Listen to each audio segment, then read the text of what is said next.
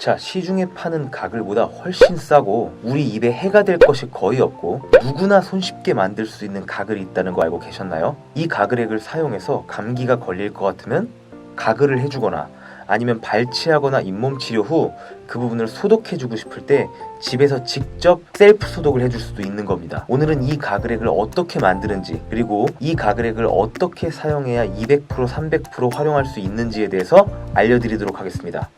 혹시 할머니 할아버지께서 소금으로 이를 닦으시는 거를 본 적이 있나요? 저는 어릴 때 그런 생각을 했어요. 왜 저러시는 걸까? 혹시 치약값조차 아끼시려고 저러는 건가? 라는 의문을 품곤 했습니다. 여러분들 혹시 치과에서 사랑니를 발치한 후 아니면 잇몸 치료를 하거나 스케일링 후 피가 많이 났을 때 쓴맛이 나는 솜으로 이렇게 문대어주고 그 후에 이렇게 주사기에 담아서 뿌려주는 그 액체의 정체가 뭔지 알고 계신가요? 눈치 빠른 분들은 이미 알고 계신 분들도 있겠지만 그것의 정체는 바로 식염수입니다. 영어로 셀라인이라고도 하죠. 쉽게 말해서 소금물이라는 얘기입니다. 어떻게 이런 소금물 따위가 세균을 죽일 수 있을까요? 원리를 간단히 설명을 드리면 세균 역시 세포막으로 둘러싸여져 있고 그 막이 파괴가 되면 죽습니다. 이런 소금물을 뿌려주게 됨으로써 농도의 차이에 의해서 세균의 세포막이 파괴돼서 그 세균을 죽이게 되는 효과가 나오게 되는 겁니다. 실제로 이렇게 치과에서 소독 용도로 사용하기도 하고 식염수를 통해서 코 세척을 해보신 분들도 있을 거고요.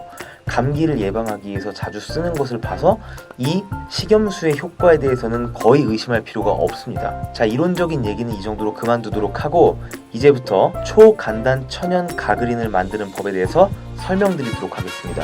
주의하실 점은 두 가지가 있는데요. 첫째로 아무 소금이나 쓰면 안 된다는 겁니다. 좋은 소금을 써야 효과가 있는데요. 좋은 소금으로 알려진 것은 천일염 그리고 죽염 등이 있겠습니다. 우리가 식용으로 쓰는 고운 재질로 되어 있는 그런 소금은 큰 도움이 되지 않을 수 있습니다. 두 번째로 유념하셔야 될 것은 농도인데요. 세균을 정말 완벽하게 조작을 내버리기 위해서 엄청 짜게 하면 소독 효과가 더 뛰어나냐라고 여쭤보실 수도 있는데 너무 높은 농도로 할 경우에 삼투압 때문에 우리 조직에서 되려 수분이 빠져나가서 그것이 자극이 되고 건조를 일으킬 수 있고 쭈글쭈글해질 수 있습니다. 바닷가에서 열심히 놀고 나면 손바닥 쭈글쭈글해져 있는 거 경험해 본 적 있으시죠?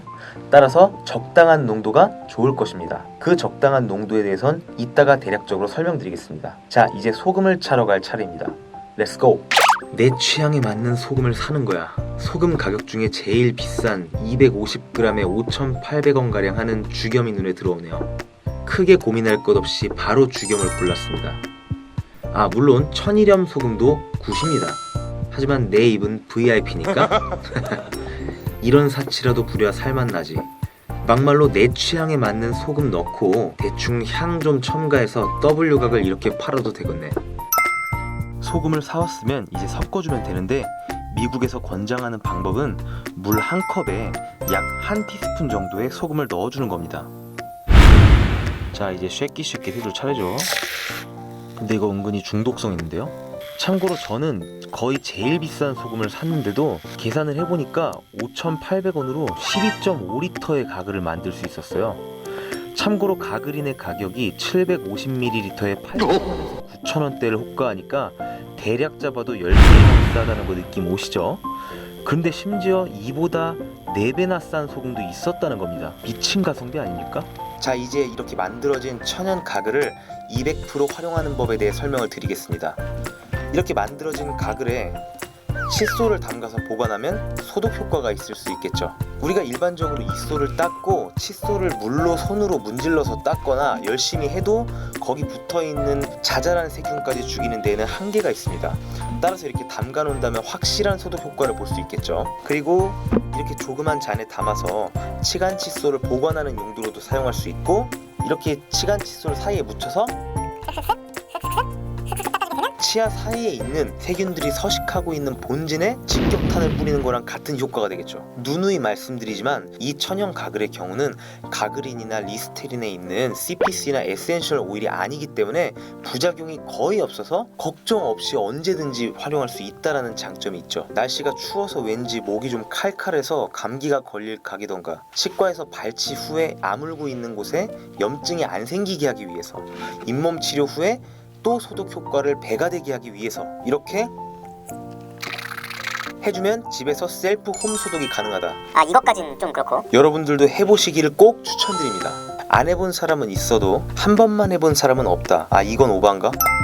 오늘의 결론, 천연 가글은 얼마든지 값싸게 누구나 집에서 만들 수 있다. 이 소독의 효과가 헥사메딘이나 가그린이나 리스테린 등에 있는 CPC나 에센셜 오일보다 강한 것은 아니지만 쓰는 것이 충분한 소독 효과가 있고 무엇보다 너무 경제적이고 부작용이 거의 없다는 것은 그 누구도 따라올 수 없는 핵 강점이 된다. 집이 좀 사시는 분들은 고급 소금에 고급 향을 첨가해서 시그니처 가글을 만들어 보는 것도